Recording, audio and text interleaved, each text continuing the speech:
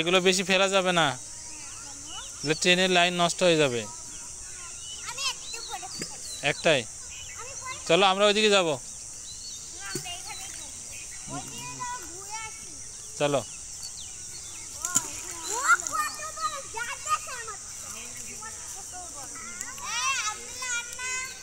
আব্দুল্লাহ, বললাম না এগুলো ট্রেনের গাড়ি অসুবিধা হবে।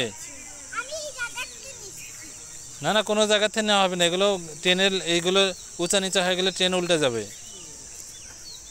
তাই না? চলো